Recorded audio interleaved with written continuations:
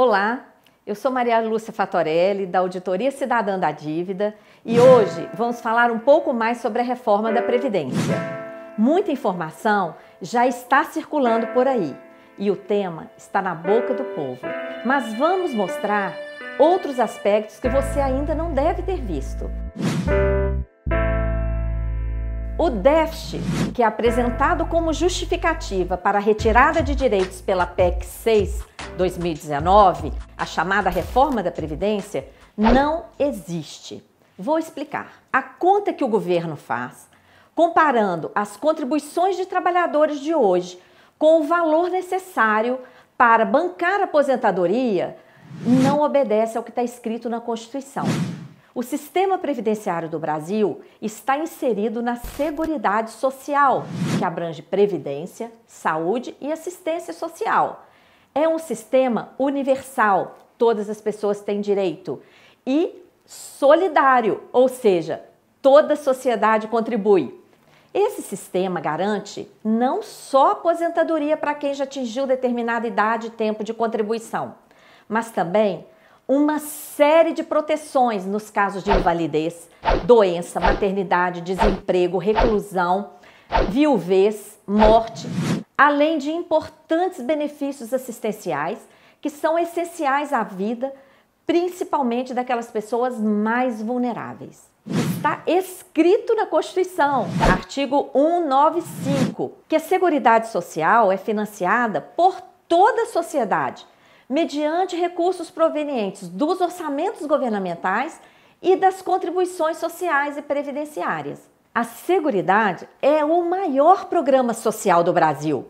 Por que então chamar de déficit uma obrigação do governo, das empresas e trabalhadores que está escrita na Constituição? Na Dinamarca, por exemplo, 75% do investimento da Previdência é feito pelo Estado e ninguém chama isso de déficit.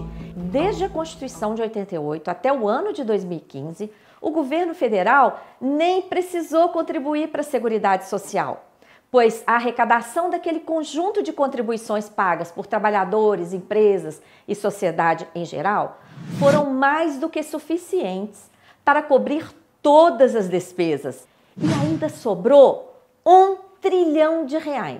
Durante todos esses anos, a Seguridade arrecadou mais do que gastou, ou seja, sobraram recursos que foram desviados por meio do instrumento chamado DRU, Desvinculação das Receitas da União, principalmente para onde? Adivinha? Para o pagamento de juros da chamada dívida pública. A arrecadação da Seguridade Social poderia ter sido ainda maior. Enquanto trabalhadores ficaram obrigados a pagar, diversas empresas e bancos foram liberados do pagamento, mediante desonerações fiscais sem qualquer justificativa concreta. E mais, outros poderosos privilegiados devem e não pagam. E você acha que o governo está se esforçando para cobrar essa dívida? Nem um pouco. Faltam investimentos na administração tributária para cobrar os devedores da Previdência. Apesar de todas essas falhas que mencionamos, a Seguridade Social gerou recursos para os cofres públicos durante anos. Isso mudou a partir de 2016. Vamos ver por quê? A economia brasileira vinha tendo crescimento baixo, mas mesmo assim produzia superávit primário, que somou R$ 1 trilhão no período de 95 a 2014, conforme gráfico divulgado pelo próprio Tesouro Nacional. Tal como o comportamento das receitas da Seguridade Social que vimos antes, isso também mudou a partir de 2015. Entramos de repente numa crise. Mas o que é que produziu esse fato no Brasil? Não tivemos aqui nenhum dos fatores que normalmente produzem crise no capitalismo. Quebra de bancos, guerra, adoecimento da população ou quebra de safra. A crise brasileira, que se aprofundou a partir de 2015, foi resultado da política monetária praticada pelo Banco Central, que passou a elevar as taxas de juros de forma contínua. A taxa básica de juros, Selic, saiu de 7,25% em março de 2013 e alcançou 14,25% em julho de 2015. Simultaneamente, o Banco Central foi remunerando volumes cada vez maiores de dinheiro que sobrava no caixa dos bancos, por meio das chamadas operações compromissadas, que atingiram o volume de R$ 1 trilhão em janeiro de 2016 e continuaram crescendo.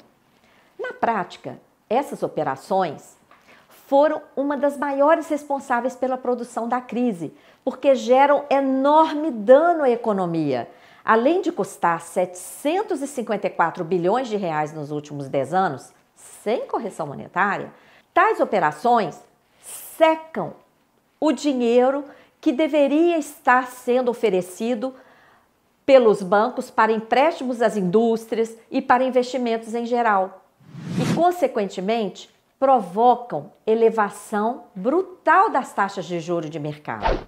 Mas os bancos continuaram batendo recorde de lucro, justamente porque eles são os beneficiários dos mecanismos que produziram a crise.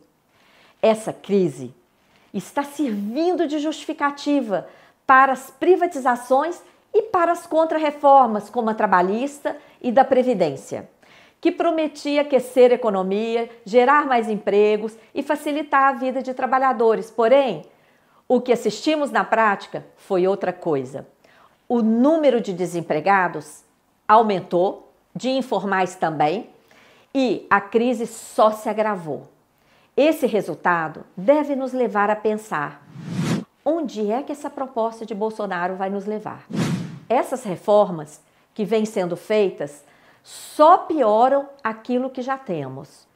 Então, pessoal, já entendemos. O tão falado déficit da Previdência é uma mentira. Na verdade, a Seguridade Social é sustentável e sobrou mais de 1 trilhão ao longo dos anos, até a crise fabricada pela política monetária do Banco Central. A PEC 6/2019 quer destruir a Seguridade Social, que abrange a nossa previdência, assistência e saúde e é o maior patrimônio social do povo brasileiro.